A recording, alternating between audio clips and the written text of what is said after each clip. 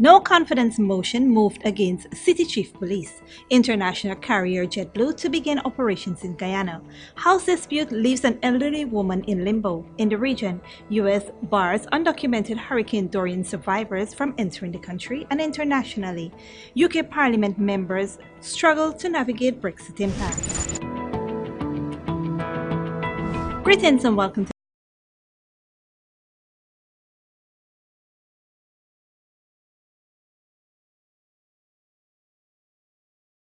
this edition of Headline News Update. I am Bibi Bacchus. Thank you for joining us. American carrier JetBlue has announced today that it will be expanding its services to Guyana with non-stop flights between New York's John F. Kennedy Airport and the Chadijagan International Airport beginning on April 2nd, 2020. JetBlue will use the A321neo model aircraft on this lucrative route. Minister of Public Infrastructure David Patterson said that the government of Guyana is delighted to welcome the service of JetBlue to Guyana. The minister added that the introduction of this immensely popular low-cost carrier will see lower ticket prices to Georgetown. A majority of the Georgetown City Councilors has no confidence in their police chief, Wendell Jeffrey reports. The Chief Constable has failed to put effective systems in place. It is evident that it is a management problem and the city department is not being managed effectively. Be it further resolved that by way of this motion, this council hereby recommends to the Local Government Commission the immediate dismissal of Mr. Andrew Fu as Chief Constable of the Mayor and Councils of the City of Georgetown. Yesterday, the councillors of the Georgetown District passed a unanimous motion of no confidence against the Chief Constable Andrew Fu. The councillors cited several issues, including the level of crime in the city, the parking situation, and the results of the COI into the operations of the City Council. Georgetown is one where persons park their vehicles in a parallel position under a no parallel parking sign. The vehicles protruding into the active carriageway, slowing the traffic within the city. This is an unsafe act. Business proprietors, residents, and tourists are unsafe as they are robbed, stalls are broken into, and sadly, no action is being taken to rectify these issues. I would like to make mention of the COI that speaks to the poor work from the City Constable and his practice of favoritism. It further speaks to the lack of ability to lead the City Police Department. I cannot be comfortable in this council with is to deliberately have innocent persons being incarcerated out of a willy-dilly alleged investigation. You will recognize the constables telling members of the public that they are working for Mr. Fu and not this council. At the end of the deliberations, the vote was taken. Some of the councillors abstained from the vote and some voted against the motion. However, the motion was passed by a unanimous amount, and the Mayor, Ubrach Narain, addressed the chambers. The motion of no confidence in the Chief Constable, Mr. Andrew Fu, is carried. This action has to now go to the Local Government Commission for ratification or approval. For Channel 2 Headline News, Wendell Jeffrey. Thanks, Wendell. Coming up after the break. House dispute leaves an elderly woman in limbo and Johnny Braff laid to rest.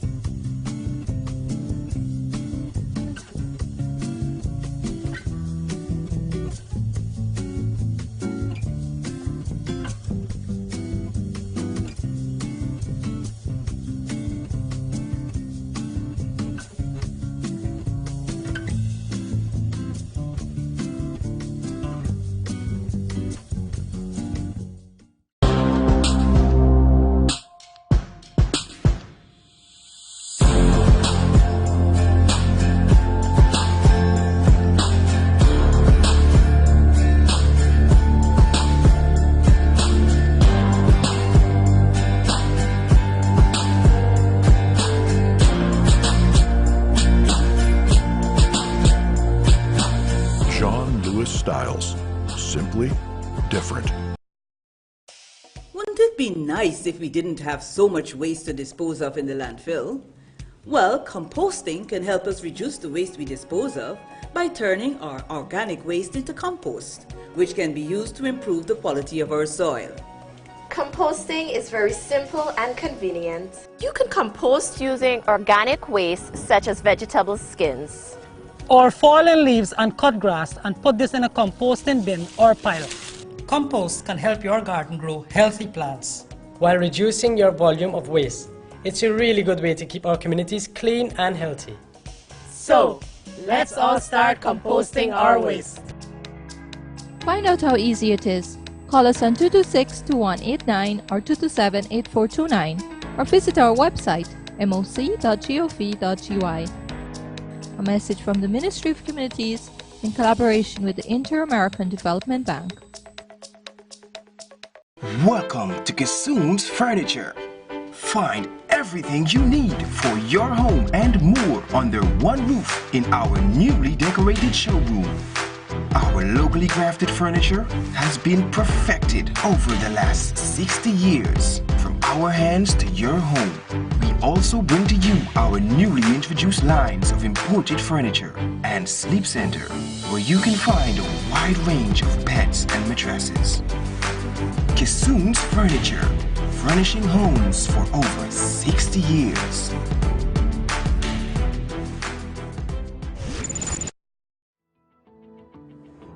Welcome back. The late John Randolph Messiah Critchlow Brathwaite was laid to rest yesterday. Johnny Braff, as he was affectionately known, was one of Guyana's few musical sensations. He died on August 28th at the age of 82. Johnny Braff fell on hard times, and in his latter years he lived at the city's night shelter in East La Penitence, and when he became ill he was transferred to the Palms Geriatric Home. In the 60s and 70s, Johnny Braff recorded several hit songs, including his most popular, It Burns Inside, also A Shower of Tears, Same Time, Same Place, and Anything You Can Do. Johnny Braff seemed not to have any family members who took a personal interest in him. He was repeatedly heard asking for a daughter who lives overseas. The Ministry of Social Protection had taken a special interest in the recording artist, and in May of this year, President David Granger awarded him the Medal of Service. House dispute leaves an elderly woman in limbo. Esther Sobers tells us more. 5 months ago, Headline News interviewed 78-year-old Jagwanti Narain from Industry Railway Embankment, East Coast, Demerara. The elderly woman claimed that her grandson and his wife, Unika Dick, stole her property without her knowledge. The couple was supposedly taking care of Narain, who suffered from various ailments along with being bedridden. However, the couple had refuted the elderly woman's claim of the house being stolen, but rather stating it was given to them. After living for about a year with the couple, the elderly woman was forced to move out of her home and live with her daughter, Bibi Ali, after she complained of being mistreated. Narain and her daughter took the matter to the courts. Headline News spoke to Ali, who noted that last month the Suriname court ruled that her mother must be taken back to her home in the company of a family member. But Channel 2 Headline News understands that this was not welcomed by the grandson and his wife. The judge said that we must carry she back to home. And when we go the afternoon, this girl stand up by the gate blocking me not to carry my mother. That's how she got to make appointment to she lawyer. That was she said to me. And I tell my mother, well, you see, you can't go in your own house. And we can't do nothing there. This girl really, really terrible. Ali showed us the court documents which states that both parties should refrain from verbal abuse and threatening each other. They were also ordered to stay 10 feet away from each other. This bitter housing dispute has negatively affected the elder Narain, who only wishes to return home. When I go with the one afternoon, they had me outside on the gate that I can't go inside and I gotta get liar something, papers to go in. So they're outside, me they're outside and they're inside, the husband and wife. I can't going there. And I tell them I would like to see the place downstairs, upstairs, how it's there, because I want to go back to my house. I want to go back. I can't walk, I can't move, I can't do nothing. The ongoing court battles continue between Narain and her daughter and her grandson and his wife. The battle is to determine who actually owns the property. Narain wants to move back into the home with her daughter Bibi as her caregiver. Narain continues to lament, "When can I go back?" For Channel 2 Headline News, Esther Sobers. Thanks, Esther. When we return, U.S. bars undocumented Hurricane Dorian survivors from entering the country, and UK Parliament members struggles to navigate Brexit impasse.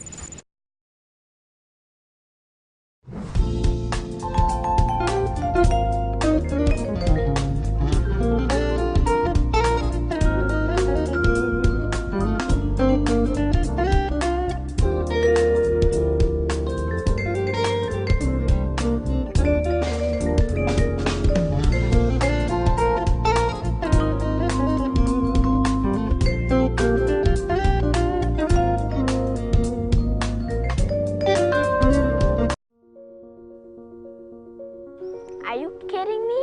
Really? So wrong. That is not what we were taught at the Green Generation Guyana camp.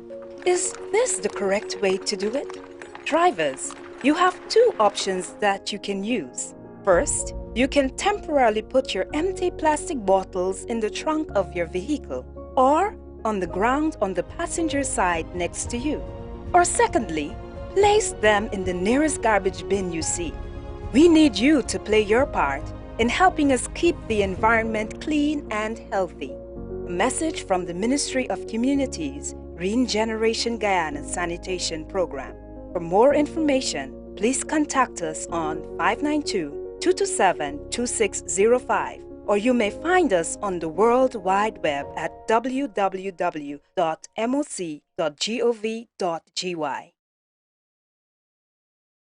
Welcome to Kissoon's Furniture.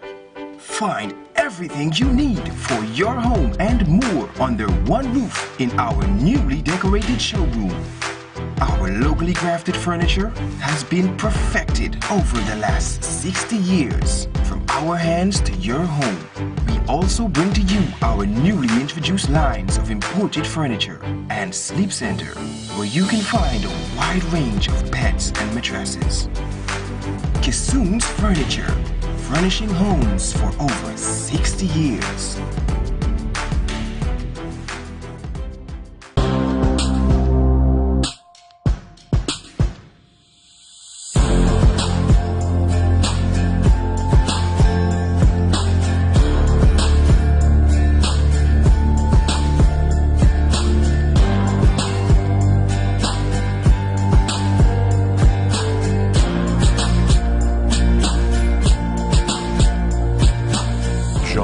Styles. Simply different. Welcome back. Now for news in the region. Thousands of people evacuating the storm-ravaged Bahamas have been allowed to shelter in the state of Florida as part of a U.S. humanitarian gesture. But on Sunday, more than 100 persons were asked to get off a boat bound for the United States because they didn't have a visa. Al Jazeera's Andy Galichar reports. More than a week after Hurricane Dorian slammed into the Bahamas, residents are still being rescued. Dorian was the most powerful storm to ever hit the island nation, leaving at least 70,000 Bahamians in need of help. Many lost everything and face an uncertain future. On Saturday, more than 1,000 residents were brought to Florida on a cruise ship. Despite their own hardships, those that made it are keen to offer assistance to those back home. Start making some preparations to help and send some stuff for relief, all that stuff, you know. Freeport is our neighboring island, and that's where we got to go when emergencies happen in Bimini, so we got to make sure they're good. Aid has been pouring in from the US, but some on board a ferry that left the Bahamas on Sunday were asked to disembark if they didn't have the right US visas. Customs and Border Patrol officials blame the ferry company for not following procedures. Critics have called the move cruel, but President Trump says agents need to be cautious. We have to be very careful. Everybody needs totally proper documentation. I don't want to allow people that weren't supposed to be in the Bahamas to come in to the United States, including some very bad people. 25 families are now at this shelter in Lake Worth, Florida. We weren't allowed inside because of the trauma they've been through, but aid workers say the evacuees are resilient. There is a real attitude of hope that I see in the shelter.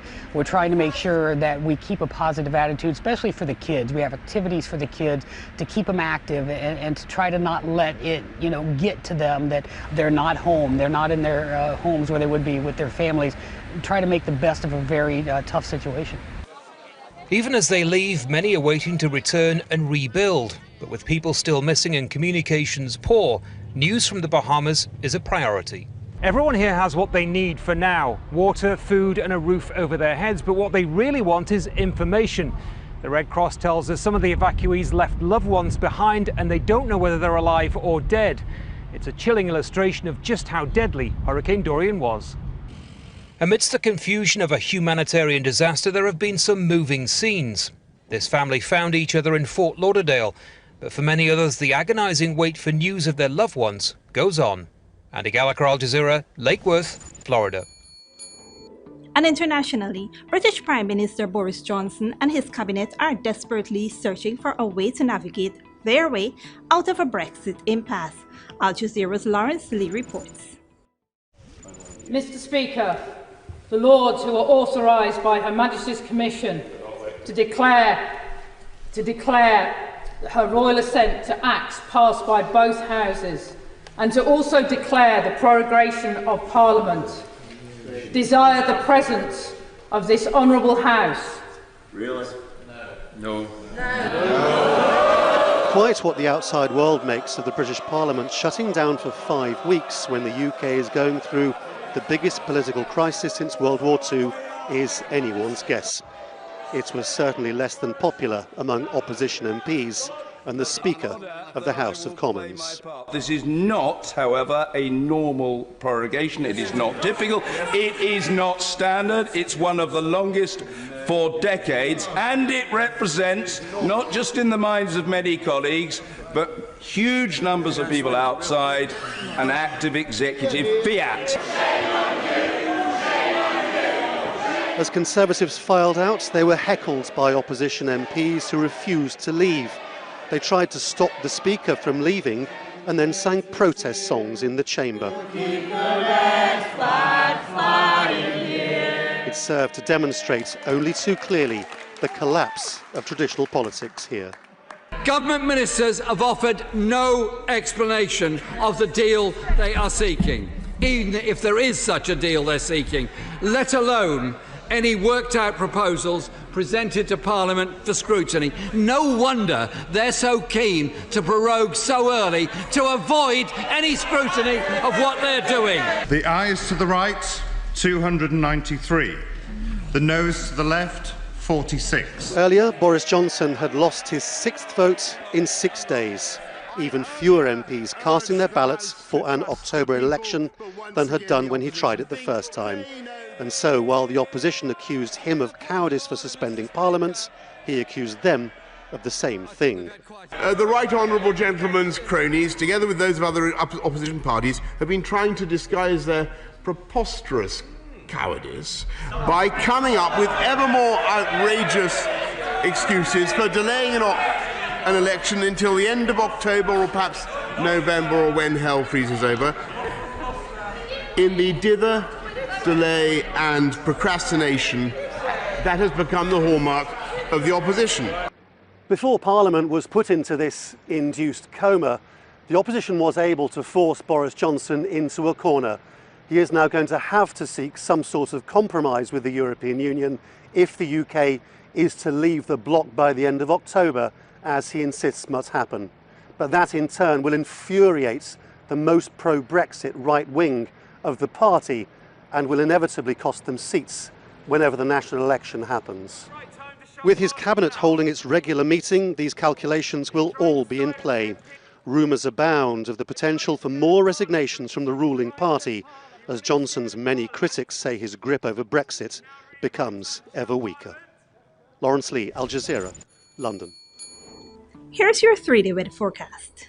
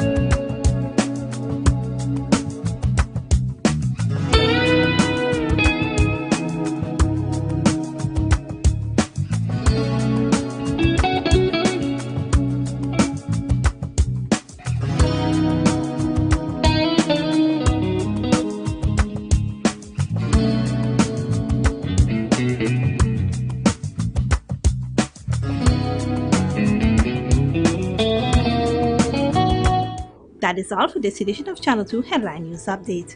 Tune in on Wednesday at 7 p.m. for another episode. Be sure to like and follow us on Facebook and YouTube, or you can visit our website at headlinenewsguyana.com for more news. Until then, take care.